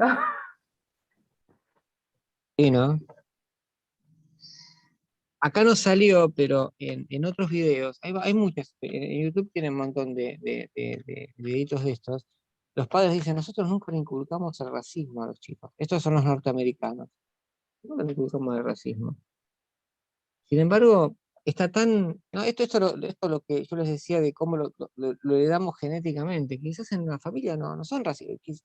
Cuando estos chicos se empiezan fíjense las caras al final cuando se empiezan a dar cuenta, ¿no? Volvemos a lo que hablábamos hace un rato, esto de darse cuenta, de hacerse cargo. Cuando se empiezan a dar cuenta porque es tan irracional la mentalidad, que cuando se empiezan a preguntar, ¿y vos con quién te identificas? ¿Quién es más parecido a vos? Empiezan a conectar, ¿no? Es decir, ahora que es más parecido a mí, es este, y yo dije que el bueno era el rubio. Entonces, al chico le empieza a hacer cortocircuito eso, pero hasta que nosotros se lo hacemos figura o eh, se lo hacemos notar, lo tenemos muy incorporado, ¿no? Lo que a mí particularmente me llamó más me llegó más esto de que un chico rubio puede ser, pero los mismos chicos morenos o negros, porque los africanos, los mexicanos estaban más cerca del moreno que del rubio, y los chicos, pues en Italia ya había chicos negros, ¿no? Propiamente dicho. Eh, sí, lo que dice acá, Orellana, ¿no? Esto lo vemos en todos lados, en especial en los ideales de belleza, eso también, ¿no? Ahora, Disney empezó a cambiar un poquito esto, ¿no? Pero en una época aparecían las princesas rubias también, ¿no? El ideal había un ideal, no solo el rubio, ¿no? También el tema del cuerpo. eh, no es un dato menor el tema de la anorexia y un montón de enfermedades que surgen, no es lo único, nunca hay una sola cosa que explica una situación, siempre hay varios factores, ¿no? La que se sintió ofendida también, ¿no? La chica se sintió ofendida, ¿no? Porque le dijo negra, pero ¿cómo toman? Lo toman de forma, se da un uso peyorativo, ¿no? Porque en realidad la chica era negra. Entonces, como otro es blanco, negro, o puede ser amarillo, qué sé yo. Pero eso no tiene, no está. Ellos trasladan eso a hablar de su propia esencia, ¿no? Entonces me ofendiste, como si hubiera hecho un insulto. Sí, a mí lo que más me llegó es esto, lo inconsciente que es, ¿no? Cómo lo tenemos incorporado y no nos damos cuenta. Están tan incorporado que no nos damos cuenta que somos a veces las mismas personas que son negras son racistas. Entonces, esto lleva al plano de la ideología, cuando mi ideología no me permite ver la realidad. Entonces, encontramos un montón de personas con un sesgo ideológico tan fuerte y no puedo ver la realidad. ¿No? La realidad me está diciendo, me está mostrando un espejo, pero si vos sos negro también, ¿cómo puede decir? O sea, es interesante. Yo quería compartirlo con ustedes. Y todas las experiencias son parecidas, dan más o menos el mismo resultado. Entonces, después, si quieren investigarlo en YouTube, van a ver experiencias en Estados Unidos, en México, en Italia, y creo que en España también han hecho. O sea, por todos lados estaban haciendo salvo uno, me parece, de los italianos que dijo que el más lindo era el negro, me parece que uno de los chicos, pero muchos dudaban, ¿no? Y después sí se tiraban a hacer al rubio.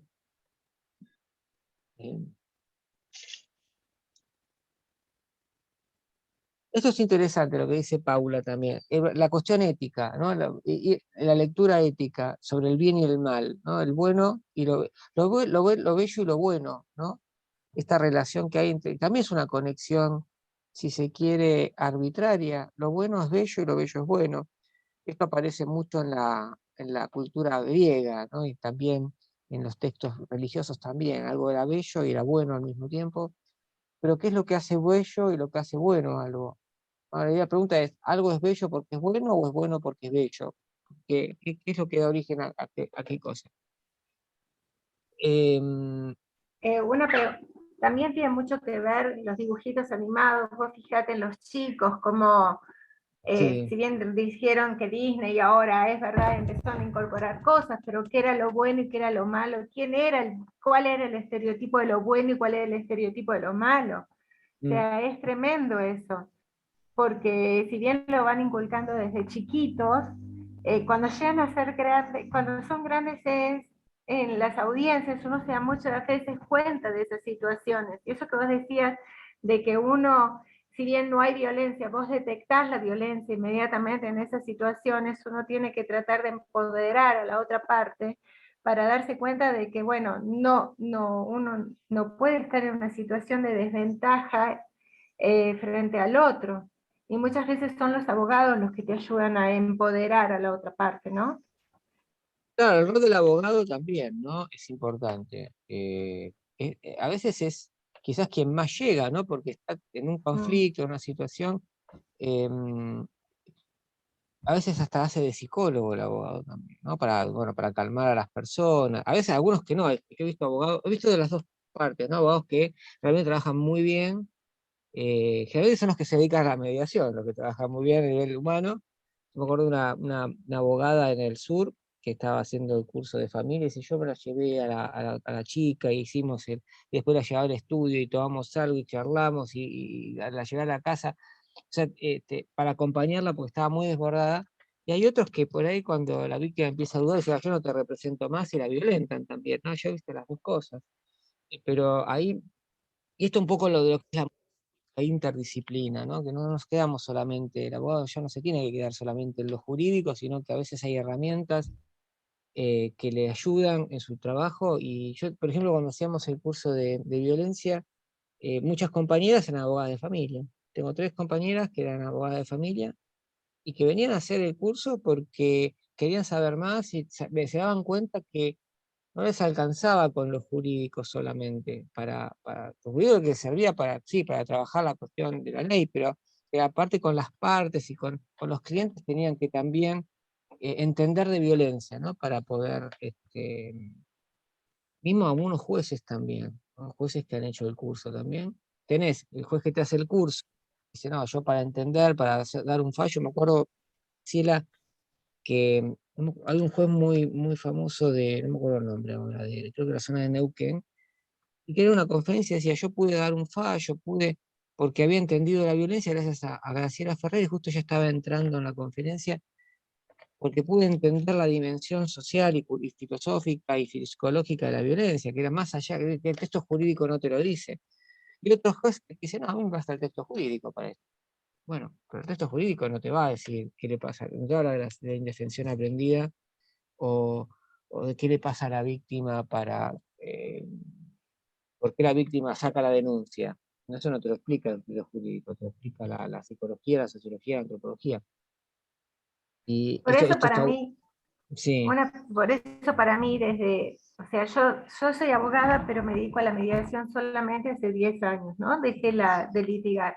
Y es muy importante, vos te das cuenta cuando estás en una audiencia de mediación, que el abogado sea especializado en el tema que está pidiendo, porque se renota cuando está con Sí. en mediaciones familiares, vos te das cuenta cuando el abogado es especialista en familia. O sea, los abogados tienen que darse cuenta que no pueden abarcar todo, que tienen que especializarse en un tema y dedicarse a eso, porque en eso depende también cómo ayudan y asesoran a su cliente. Muchas veces me pasó casos de donde 2 abogadas venían y decían, no, porque el Código Civil... Ay, Paula, te pierdo ahí un poquito. Se colgó un poquito, ¿no? A ver. O dame tiempo porque. Hola, Me decía, sí, se cortó un poquito, decías del Código sí, Civil, ahí se me cortó. claro, se me va y viene Si querés hacer con una cosa, cámara y a veces... si querés apagar un poquito la cámara, Ahí está, apago la cámara. después Sí, en una audiencia me pasaba que las abogadas decían sí, porque el Código Civil dice que es el 18% de alimento que se establece en el Código Civil y la otra decía no, es el 20%. Entonces yo tuve que sacar a las partes, quedarme con las abogadas y decirles, discúlpame, ¿en qué parte del código me están diciendo eso? Porque la verdad que hace mucho que no litigo y no sé en dónde está ahora con el nuevo código. O sea, ahí te das cuenta que es muy importante que los abogados cuando van a una audiencia sepan de lo que están hablando. sí. Y esto de poder entender, en familia es importante entender el tema de la violencia, ¿no? Porque vamos a encontrar, estamos en una sociedad violenta, o sea, yo creo que no podemos coincidir todos, estamos en una sociedad violenta, y la dinámica de la violencia es diferente, tiene una lógica distinta, es hasta contraintuitiva la lógica de la violencia, ¿no? Porque eh, hay que entender cómo reacciona la víctima, por qué reacciona, por qué se queda, por qué retira la denuncia, por qué extraña a la persona que lo violenta. O sea, hay todo eso tiene que ver con el síndrome de indefensión aprendida, una forma, un mecanismo de adaptación. Entonces, conviene entenderlo, más allá de tener, como dice Paula, un conocimiento de lo jurídico también en familia específico, también eso conectarlo también con entender el fenómeno de la violencia, que cuesta entenderlo porque o sea, es complejo entenderlo, es complejo emocionalmente entenderlo, ¿no? Entender la estructura del victimario también, ¿no? Porque una persona, porque vos no ves las cosas que se cometen, decís, bueno, pero esta persona es un monstruo. ¿Y cómo me salgo? Porque para poder intervenir me tengo que salir de esa posición.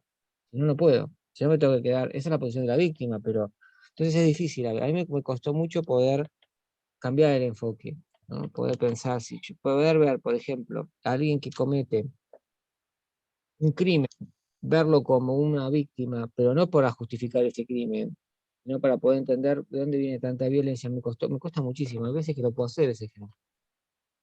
Y eso también nos puede pasar. Eso también es algo que el mediador tiene que poder hacer para poder mediar, porque si yo tengo que mediar una situación de familia que me afecta, bueno, quizás no pueda ser neutral para poder lograr, porque me está afectando eso, ¿no? Porque siento, no sé, tengo emociones o sentimientos con respecto a una de las partes porque me representa algo.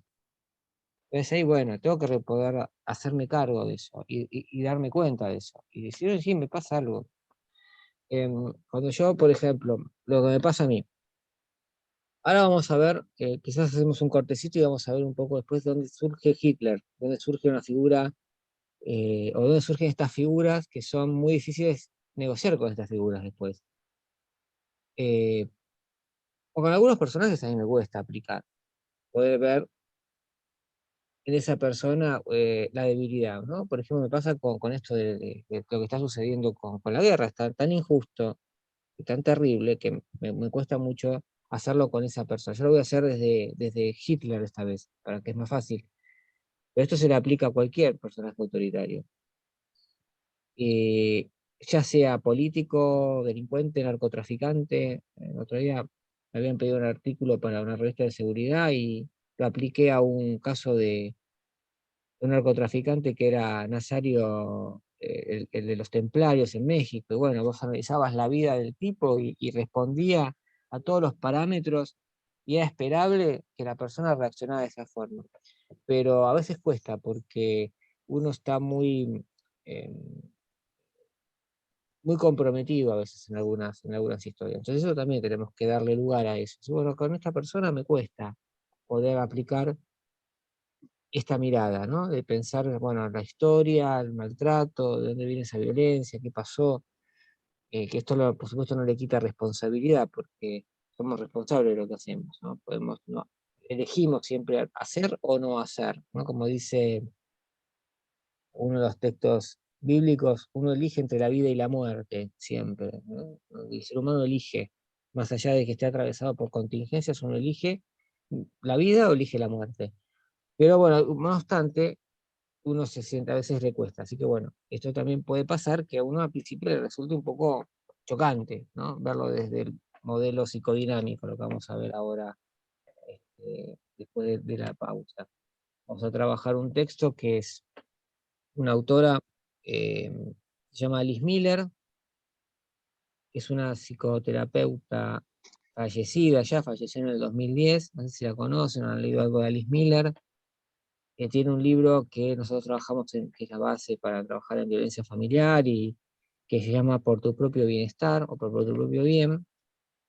Y ahí Alice Miller trata de explicar el origen de la guerra. Y dice, bueno, el origen de la guerra tiene que ver, de hecho Alice Miller terminó yendo a las Naciones Unidas, al Vaticano con esto. La guerra tiene que ver, el origen de la guerra, más allá de lo ideológico, lo geopolítico, lo económico, todo eso está bien, pero el origen, el supuesto subyacente está por detrás de todo eso, tiene que ver con el maltrato y con la violencia. Y eso lo logra explicar ella y analizar en este libro donde analiza la vida de Adolf Hitler y le explica de dónde viene toda esa violencia y por qué un pueblo apoyó a un dictador de esas características.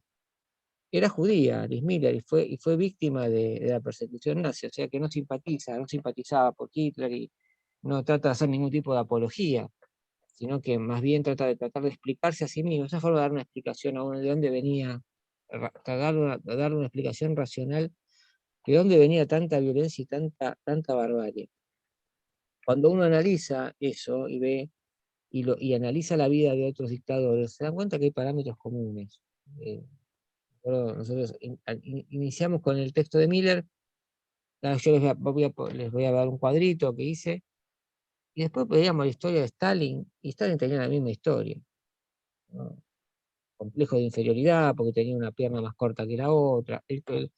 Analizábamos la vida de Saddam Hussein y íbamos a otro lado, y Saddam Hussein tiene una historia parecida. Y analizabas la vida el de Uganda, ¿cómo se llamaba? Amir Dada, también tenía la vida parecida. Y te ibas a Donald Trump, que está bien, no es lo mismo, pero que también es una persona que tenía una vida parecida. Entonces te veías con todos, tenías una vida de maltrato, una vida de mucho abuso.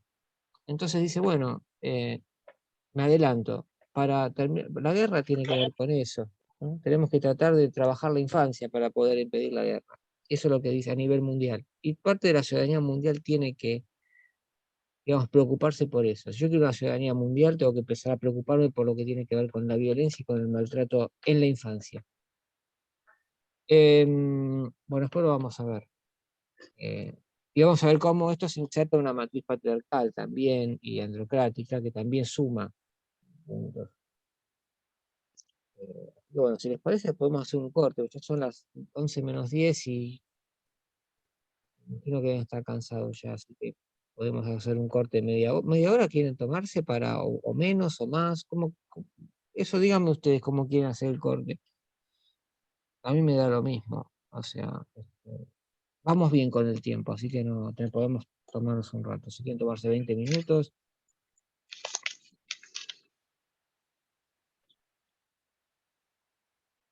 20, hagamos 20, si después necesitamos más, pues tomamos más. O sea, nos encontramos no se vayan del Zoom, quédense, la casa apagan la cámara, yo me quedo conectado, lo que voy a parar es la grabación para que no tengan 20 minutos de nada. Y vuelvo a grabar después. Pero si pueden, no salgan así por las dudas, porque después yo soy administrador, pero me puso Jonathan administrador, pero a lo mejor como el Zoom central no lo tengo acá, capaz que después no los puedo dejar entrar, no pueden entrar. Y así que bueno, pueden apagar la cámara, el micrófono, quedarse conectados y en 20 minutos nos sumamos. Rosana, cuando quieras pregunta cuando quieras, no hay problema, no hay problema. Interrumpa con preguntas todo el tiempo, no me molesta, al contrario, me gusta que me pregunten y que intervengan todo el tiempo. Así que cuando vos te sientas cómoda, haceme las preguntas y yo no soy el único que puede responder, podemos responder entre todos, así que cuando quieran, no hay problema. Bueno, nos vemos entonces 11 y 11, así tomamos bien los 20 minutos. Así que bueno, yo apago acá la cámara, detengo la grabación.